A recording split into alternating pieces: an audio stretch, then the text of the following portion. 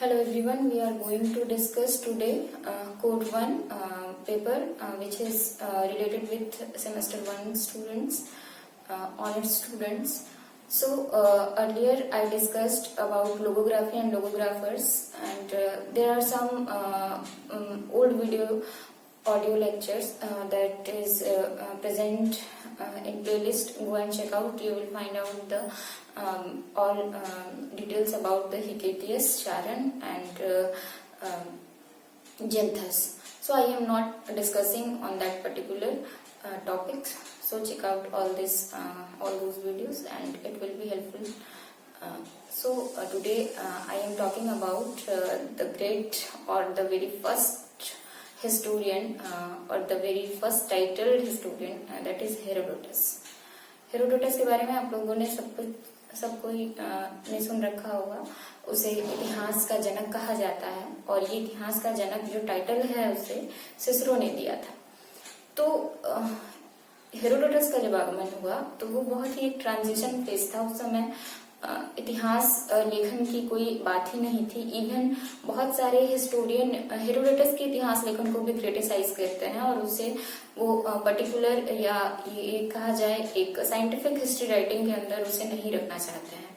लेकिन सिसरो के अकॉर्डिंग इन्हें प्रथम इतिहासकार या इतिहास का पिता या इतिहास का जनक कहा जाता है. उस दौर में उस हिसाब का लिखना ही बहुत बड़ी बात थी अपने आप में. किसी भी चीज की शुरुआत जब होती है तो वो फिर धीरे धीरे डेवलप करता है. तो हेरोडोटस के द्वारा इतिहास लेखन की शुरुआत ही बहुत बड़ी बात थी. जैसे कि रांके ने इसे क्रिटिसाइज किया है, ट्रैवलर रोमांस कहा है कि जस्ट एक रोमांचकारी घटनाओं के रूप में उसने वर्णन कर दिया.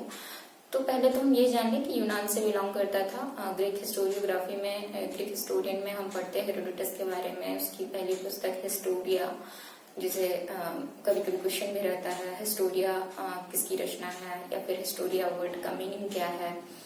तो ये सारी चीजें हैं. तो हेरोडोटस ने जो भी लिखा उसका जो सबसे पहला जो उसने विषय चुना वो था पर्शियन वॉर्स. उसने पर्शियन वॉर के ऊपर लिखा. उस समय ग्रीक और पर्शिया के बीच में युद्ध होते रहता था.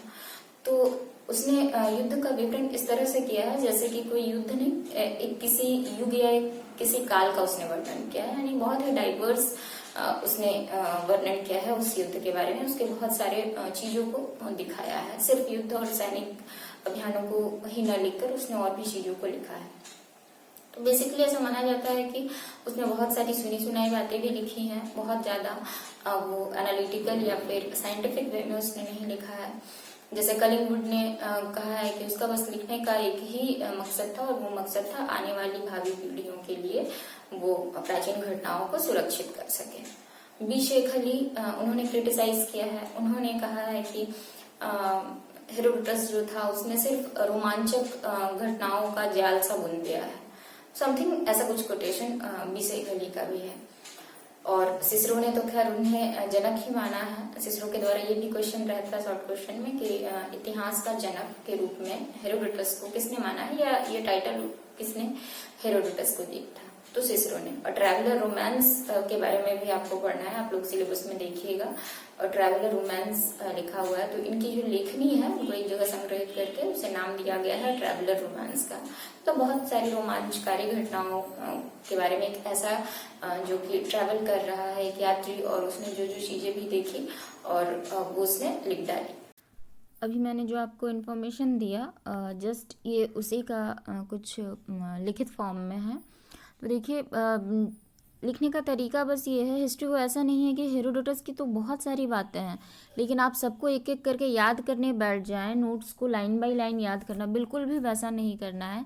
आपको बस किसी भी आंसर का की फैक्टर्स जाना है. उसके बाद खुद में वो एबिलिटी रखना है कि हाँ इस पर्टिकुलर की फैक्टर के ऊपर मैं एक दो पैरा लिख सकूँ. तो जस्ट वही जो अभी मैंने बताया देख लीजिए वही है. ग्रीक हिस्टोरियन थे ये, फादर ऑफ हिस्ट्री इन्हें कहा गया है सिसरो के द्वारा. बर्थ इनका जो है वो हेलिकार्नेसस में हुआ था 480 BC. किसी किसी बुक में 481 BC भी मिलता है, बिफोर कॉमन एरा या बिफोर क्राइस्ट अगर लिखें BC. तो अब क्या बच जाता है कि इनका लिखने का तरीका और इन्होंने क्या क्या लिखा. तो सबसे पहले इनके वर्क्स में हम लोग देख लें तो हिस्टोरिया है। हिस्टोरिया नामक ग्रंथ की इन्होंने रचना की। पर्शियन वॉर के ऊपर इन्होंने लिखा। फारस का युद्ध जो भी हम बता चुके हैं आप लोगों को पहले ही। पर्शियन वॉर के बारे में उसने लिखा कि किस तरह से फारस के साथ ग्रीक का युद्ध चल रहा था। और उसने ऐसा नहीं कि सिर्फ उसने यूनानियों के विषय में ही बड़ाई की, उसने फारसी जो सैनिक थे उनके विषय में भी बहुत कुछ लिखा और इवन उनकी भी बड़ाई की है, या उनकी जो गुणवत्ता थी उसके बारे में उन्होंने बताया है।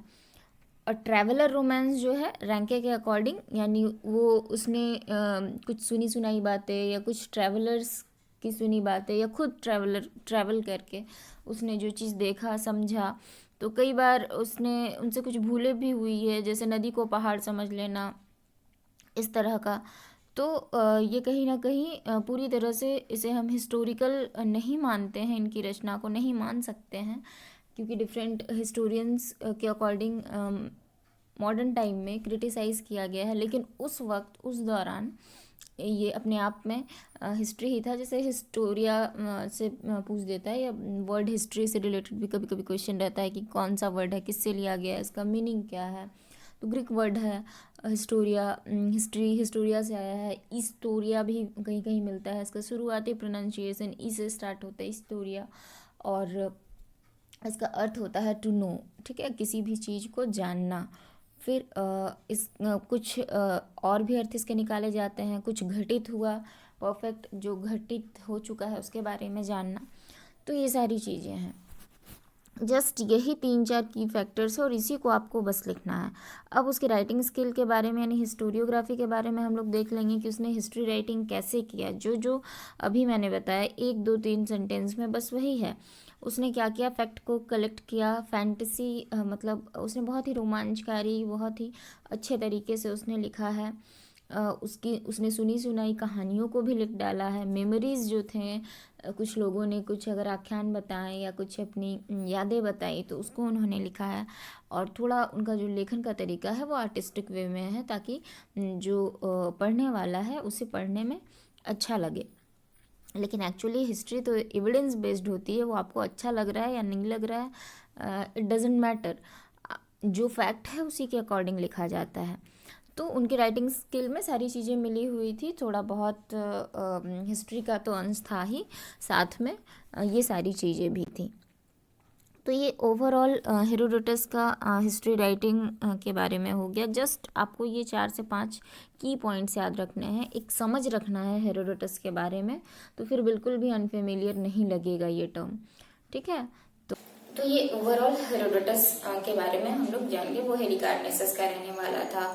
480 BC में उसका जन्म हुआ था और वो यूनान में उसने और भी बहुत सारे काम किए। तो ओवरऑल उसका जो बेसिक बैकग्राउंड है वो लिखते हुए उसके लेखन में जो क्या क्या उसके लिखने का जो तरीका था वो मुख्य रूप से क्या था, और उस पर क्या क्या डिफरेंट डिबेट्स हैं या कुछ इतिहासकारों का क्या मत है, उनकी क्या क्या रचनाएं हैं, ओवरऑल ये आपको लिखना होगा। तो शॉर्ट में मैंने हेरोडोटस के बारे में आपको बता दिया, उनकी रचनाएं, उनकी लेखन की विशेषताएं और पर्टिकुलरली 2 हिस्टोरियंस के मत। ओवरऑल ये है। उसके बाद आप लोग थोड़ा बहुत बुक से हेल्प लीजिए और नोट्स तैयार कर लीजिए खुद से। आई होप आप लोग को समझ में आया होगा हेरोडोटस का एक बेसिक इंट्रोडक्शन। अभी के लिए इतना ही, फिर मिलते हैं नेक्स्ट वीडियो में। Keep watching, keep sharing.